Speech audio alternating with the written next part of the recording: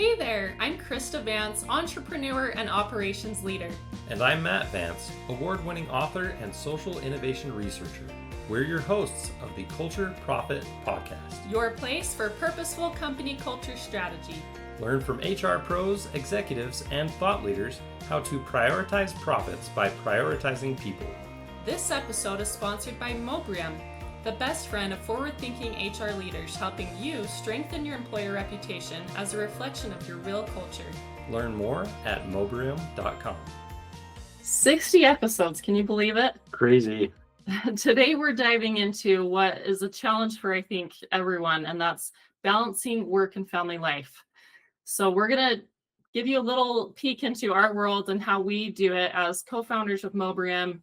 And before we get into it, we want to give you a little update on personal note. Yeah, these episodes are kind of fun. Every 10th episode, we go a little bit more personal on what it's like building our business as a husband and wife team. And yeah, so excited to talk about that. A couple updates since episode 50, our last update. We got an office. So Mobrium now has an address other than this little office at our house that you see in all the recordings. And what do you think of the office? I think it's great. It's not too bad of a commute, 10 minutes. Yeah, about a 10 to 12 minute drive for me. And it's right next to our dev team. That's been really cool. Yep. Yeah, and we get to attend a Christmas party of the office building, so it'll be great. Yeah, so it's actually over at the BTech or Bridgeland Technology Institute or college. Yeah, it's a technical college here in Cache Valley, Utah, and they just opened a new center for entrepreneurship, and they have units for rent for startups, and we were lucky enough to qualify along with some other pretty cool startups that are in different units there over at the office. And so it includes the internet and the utilities. It's just a nice, easy, flat rate for us to get things moving. And it's been really cool to have that dedicated space. We've got a couple incredible part-time team members so they can go over there and work sometimes. And then another big piece of the growth since episode 50 was we hired an incredibly talented head of sales, Zach Crane. And if you listen to the previous episode, number 59, he joined us and talked about what it was like being in the military and now re-entering the civilian workforce as a veteran. And so we're really pumped to have him. Yeah, we're so lucky. He's incredible. He's awesome. And so those are probably two of the biggest updates. A couple of things we're working on. We're working on relaunching the mobrium.com website. Huge additions there. We've got some pretty cool free tools planned, some of the other resources. We've got a pretty cool webinar series that we've been developing and continuing to build upon with some great guests.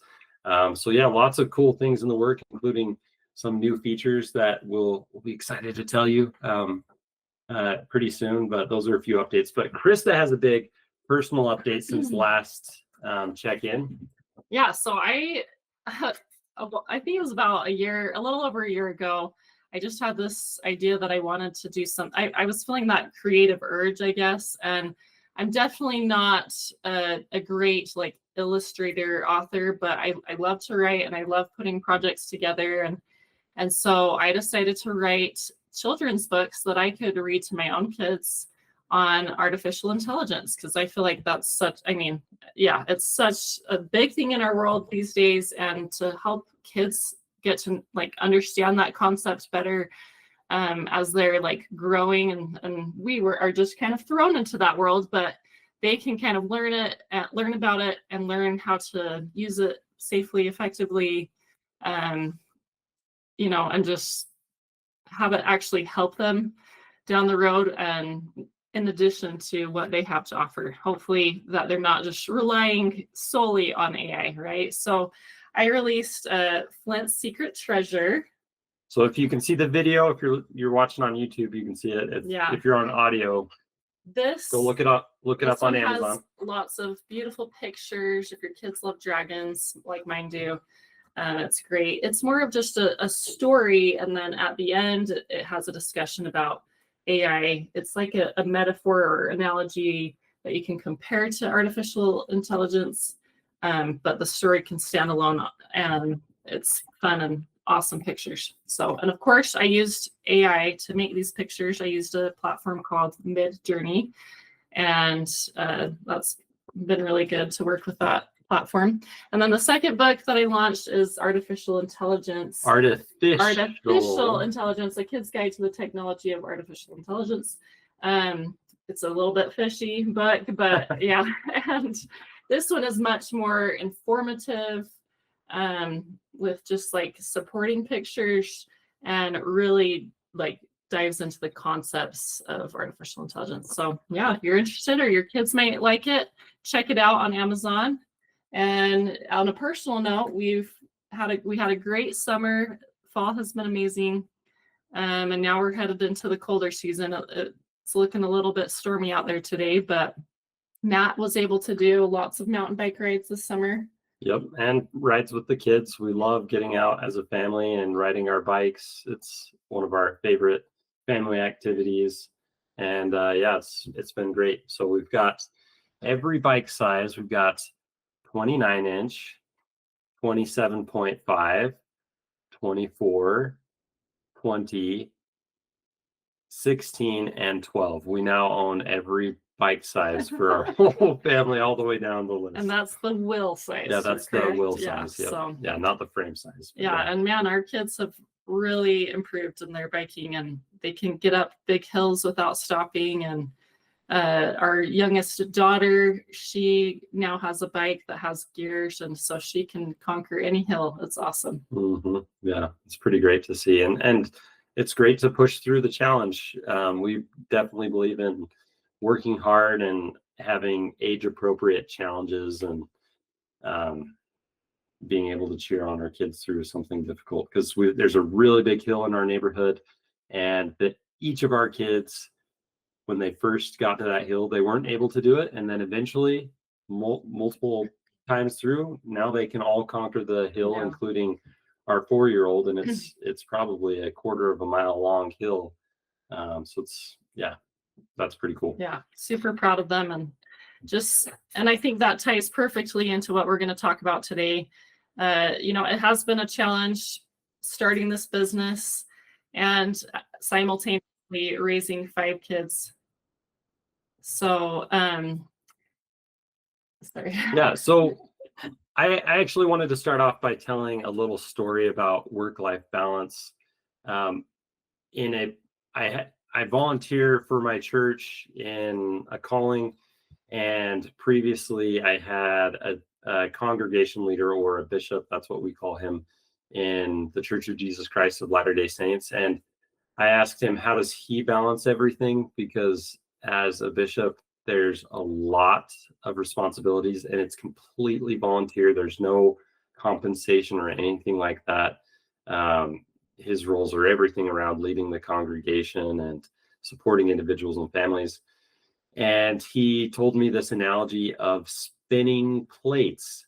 I don't know if you've ever seen this, but like a street performer that has this big stick, and they take this plate and they literally twist the stick, and then they're spinning that plate up in the air, and then they let it spin, and then they go to another stick and another plate, and they put it up on that stick, and they spin that one, and then they're going around seeing how many plates they can have spinning simultaneously. And the bishop at this time, he said, spin the plate where you are, and then go to the next one. Basically, he was saying, like, be present where you are right then, whether that's at church or at work or with your family. Spin that plate, and then it's got a little momentum to keep going, and then go to the next one, because you can't truly do 2 things exceptional at the same time. So he was saying, like, give everything you have to that one thing, and then move to the next thing, and move to the next thing, and keep your circle of spinning all of your plates to keep all of them up. And if you neglect one completely, then it will fall. And so you have to keep that rotation of spinning your plates. So spin the plate where you are and then go to the next one. Be present. So. Yeah, such a good analogy. And mindfulness is a big topic these days because a lot of people experience anxiety and other mental health challenges, me included. And having that just like present mindfulness around everything you do can really reduce that anxiety. And so that is honestly a really good strategy to have when you're trying to balance work and family. You obviously don't want any of those plates to drop. And so it's important to make sure that each of them are getting spun when they need to. It's okay if some of them slow down a little bit, though. You still want them to fall and break. I've got a question for you, Crista. So you're a mom of 5 kids. You got to make sure they're off to school, you know, like all these different things. I mean, we support each other, but you're the mom, you're the primary caregiver of these 5 kids.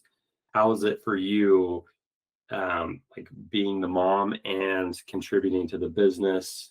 Like for other, you know, moms out there and women who are doing exceptional things, but also want to be there for their kids. Like, what would you say to that? Like, how's it been, and what have been some downfalls, some good things? Just yeah, I mean, I think being the mindfulness is and being present when your kids are there, when they're around you, that is super important. Because I can tell you, like, prior to us starting Mobrium, I worked at Utah State, and they actually let me bring my kids to work with me, which was amazing. But one thing I did is I always checked in with myself, like, is this working? Is this working? And, you know, eventually it got to the point where it wasn't working anymore. And that was after I had 4 kids. And so I quit at that time. And then it was just like 5 months later that we started Mobrium. So, but yeah, how do I keep it all going? I focus on one thing at a time. When my kids need me, I'm there for them. And I understand that not every mom has the same kind of work situation. Since I was able to quit my job that was, you know, at Utah State University, now I can work from home, and I can work pretty much any time of day or night that I want to. There are times when, you know, more urgent things come up or I have meetings. So I understand not every mom has the flexibility that I have. So hopefully my thoughts can be applied to any situation, but being present is super important. I can't tell you how many mistakes I've made when I've been trying to be there for my kids, like focus on them and work. You know, you make mistakes, and sometimes that might just be what you have to do, and you just do it. But when you can just focus on your kids and take care of them, give them the attention that they need, and then when it's time to work, just communicating with them. They're pretty understanding, and they model your behaviors. And so if they see that you're working hard and you're putting in the work, they tend to do that too. And in fact, when I wrote these children's books, my oldest daughter started writing her own book. And she obviously was a very different kind of book and shorter and whatever, but she wrote a book because she saw me do that. And so she modeled that. Yeah. So yeah, I hope I can be a good example to my kids, but ultimately that I can give them the time that they need each day. I know there's studies out there that suggest you give 9 minutes of attention per kid, like where it's like you completely are focused on that child. You're just only doing that. And some days I get more than that, hopefully not less than that, but they are my number one. And I always want to make sure their needs are met first. And then when the business demands or when they're asleep, then I can work. And it's super peaceful when you work when your kids are asleep. So yeah, and a couple things I would add to that is, you know, seeing our kids make little books, like a lot of them have done this, even if it's just like an open cover, and on the back they make a barcode and leave a review and visit a website. It's so cool to see them like thinking like little marketers, and they make their own QR code like with little dots and stuff. Yeah. Oh, it cracks me up. And then they're talking about reviews. Like literally we went and got a cookie at Crumble the other day, and this is total tangent, but our four-year-old son, he was like, Dad, they're doing pretty good, aren't they? They won the trophy, right? Yep. I'm like, 5 stars. Yep, they got a good review. And yeah, it's pretty funny. But I want to add a couple of thoughts from my perspective about you as the mom. I would first say, like, in the daytime where you're kind of double duty, I see you like squeezing in some messages, work messages as needed on the phone, and then doing your like hyper focused work on the, the desktop or laptop in the evening, like you said, or the morning, or when the kids are gone, when you know you have a time and a space to really focus. But you typically aren't trying to do that time when you know your kids need you and pushing them off. So it's like understanding the kind of sunrise, sunset of the day and where the needs live. Another thing that I think would be really cool if you tell everyone about is your win the day thing. Okay, I think that's really cool because it's impacted me. So I think this came about just because of that reflection that I try to continually have, like, are things balanced? And I just kind of realized, well, how do I define balance? And for me, it's that I'm spinning all those plates, but there are 4 main plates that I like to make sure that I'm always spinning and keeping up. And that is my relationship with God. So that's those spiritual matters, making sure that I do one thing every day that's connecting me to God.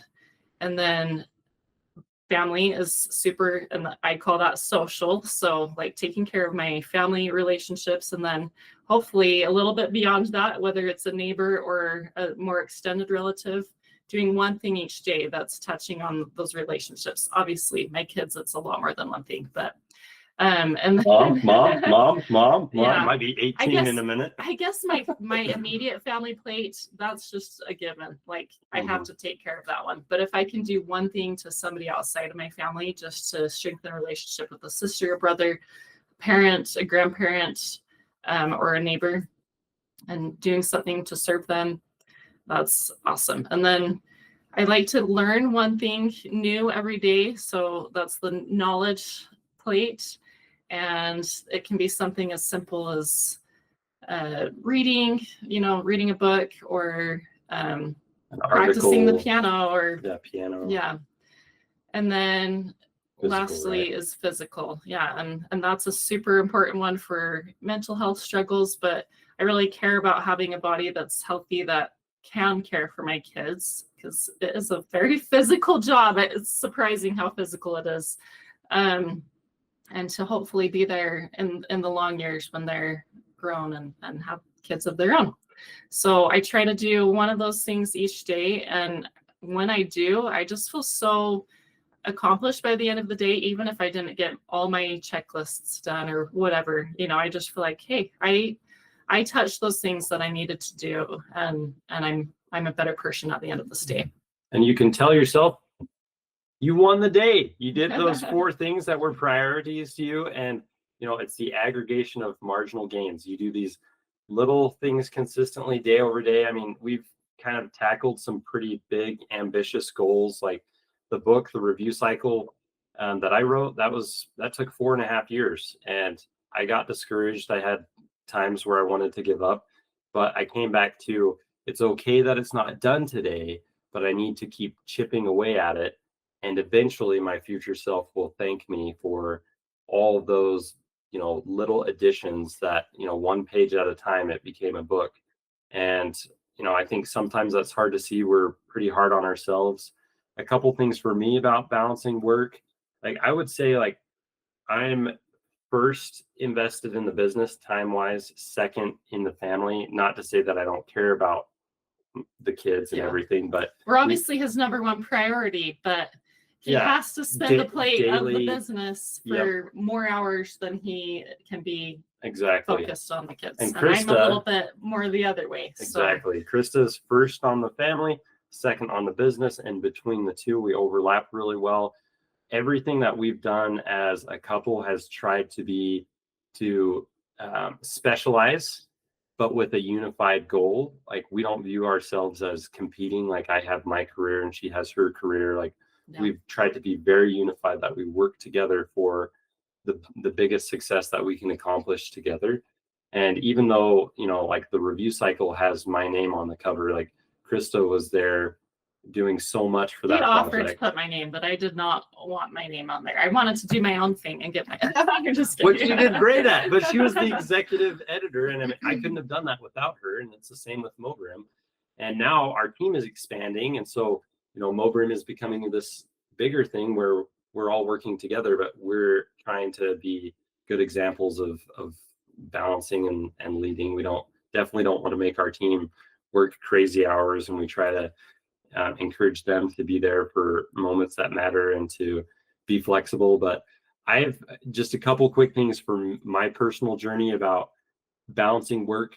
Before Mobrium, for over 8 years, I literally tracked every minute that I ever worked, even though I was on salary at 2 different companies. And I did it in a spreadsheet because I'm a little OCD. And I did that because I wanted to be able to answer to myself that I'd fulfilled or was fulfilling my commitment to my employer. So when I wasn't at work on PTO or holiday, I could tell myself it was okay to stop thinking about work and to check out. And for me, that worked then. And I kept doing that for, I don't know, 6 or 10 months within, the Mobrium journey. And Crista finally told me, like, why are you doing this? Like, I felt guilty going on a bike ride at 10 a.m., even if that was the best time that fit into my schedule that day, because that's not normal. That's not what you do. You work 8 to 5 or whatever. That's the work time. And then the other time is when you can choose to do what you want. But I was also working in the evening sometimes. And so I've had to learn, I guess, unlearn maybe some unhealthy stereotypes in my own head about when work gets done and what's the definition of productivity. And now it's more results focused, which still ends up being a lot of hours. Like Crista, sometimes I'm in the zone the best at night when mentally I know my email's not getting blasted. And so I don't need to have that kind of customer service mindset of I need to be responsive when our clients are emailing. Yeah. I can just think about my project and just really pound through whatever it is, like the website revamp that we're working on right now. And that's been really good. And so to adapt this kind of integration of work and family at a different cadence and schedule, it has taken practice for me, and I'm still not perfect at it, but I'm getting better. Yeah, and I think that brings us to the other topic that we wanted to cover, which is boundaries. It's important to have boundaries that help you stay balanced. And I think that was kind of a self-discovery that led him to being like, okay, this is actually a boundary I need to create where I'm not tracking every minute. And I was always like, why are you doing that? Because you're spending actual time on the time tracking. So it just didn't make sense to me. And I think we always help each other kind of get to that self-discovery. It's good to have a set of eyes on your own situation that's not your own eyes, right? And but setting other boundaries, like not answering texts or emails during dinner. The dinner that's something time, we've both occasionally broken that rule, but try not to. There are some things that are a little more urgent, and then we can be understanding, but just not making that a normal thing. And because dinner, I would just say dinner is really important for us. Like, it's a non-negotiable at our house. I very, very rarely will I miss dinner or vice versa. It's one of those kind of traditions in our family that we really prioritize that. And Saturday mornings, we always do breakfast together. We do German pancakes every Saturday, and our kids know. They ask if we're not doing, if we're rushed, which is happens sometimes, but do the Sunday instead or something. Yep. But what other boundaries have we created though? We tried to say no talking about work after, was it 11 or 10 or something like that? Yeah. But I definitely am a culprit for breaking that. Like late at night, I'll be like, hey, what about this? And like, please, tomorrow. We're in a bad habit of like checking our phones right before we go to sleep. It's that I highly do not recommend that. So it's like it like brings to the forefront your mind of of something with work, or we'll look at our schedule for the next day, which that one I do like to do, but sometimes that brings to the front of your mind like what work needs to be accomplished, and touching base with each other and discussing things. So any deeper conversations, I'm like, save it for tomorrow. We're done. Yeah. But we do spend, I would say, how often we work at night when we need to. It's certainly not every night, but we kind of enjoy being next to each other and both cracking down on some things without having a lot of outside interruptions, or the email like he mentioned. And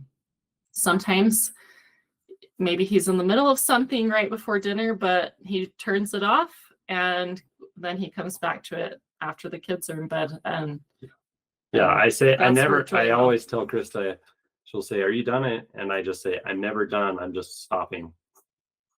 So it's just, you pause, and then you go spend the other plate, and then you come back. Yeah. And you're focused on dinner and that, and then that you're coming back later, and you can focus on that when you get back to it. So I think the one piece of advice I would give everyone listening is, there's so many different frameworks out there for balance and boundaries and all these different things. So you have to find what works for you, but just give yourself permission to explore what works and what doesn't. Like, have the conversation with yourself of what you want out of life, what you want out of your career, what you want out of your family relationships, and then work backwards. And don't be a slave to your schedule, but allow yourself to work towards those things that are most important to you, and fit it in the other way around.